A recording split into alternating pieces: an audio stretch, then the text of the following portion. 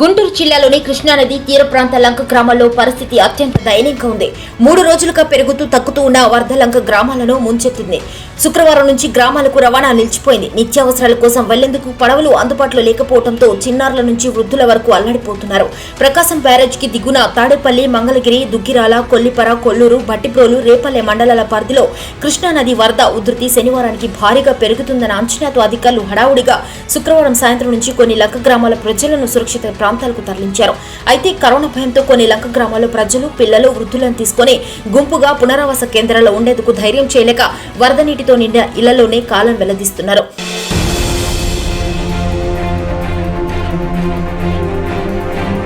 వరద ముంపు గ్రామాల్లో ప్రజలను సురక్షిత ప్రాంతాలకు తరలించడానికి, వ్యవసాయ ఉత్పత్తులను బయటకు తీసుకురావడానికి గ్రామాల్లోనే ఉంటామన్న వారు నిత్యావసరాలు తెచ్చుకోవడానికి 20 పడవలు అందుబాటులో ఉన్నాయని అధికారులు తెలిపారు. కానీ అవి ఎక్కడ కనిపించలేదని, తామే ప్రైవేటు పడవలను పిలిపించుకొని డబ్బులిచ్చి ఉత్పత్తులను ఒడ్డుకు చేర్చుకుంటున్నామని చింతర్లంక, సుగ్గనలంక గ్రామాల రైతులు ఆవేదన వ్యక్తం చేశారు. ఇదిలా ఉంటే శనివారం సరుకుల కోసం ఆవులవారిపాలెం నుంచి కొల్లూరుకు వచ్చిన సనక శంకరరావు అనే వ్యక్తి తిరిగి ఇంటికి వెళ్లే సమయంలో వరద పెరిగింది.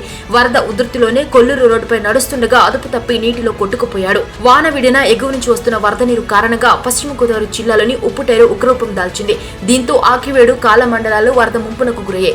ఈ మండలాల్లో సుమారు 14 గ్రామాల ప్రజలు ఏ క్షణంలో ఏం జరుగుతుందని బిక్కుబిక్కుమంటున్నారు. శనివారం తెల్లవారుజామున ప్రాతాల మేరకు పంచాయతీ పరిధిలోని పల్లిపాలెం ప్రాంతంలో ఉప్పుటేరు గట్లను దాటి గ్రామంలోకి ఒక్కసారిగా పోటెత్తింది. భారీ వర్షాలు, వరదతో కృష్ణా జిల్లా రైతులు వేల హెక్టార్లలో పంటలు నష్టపోయారు.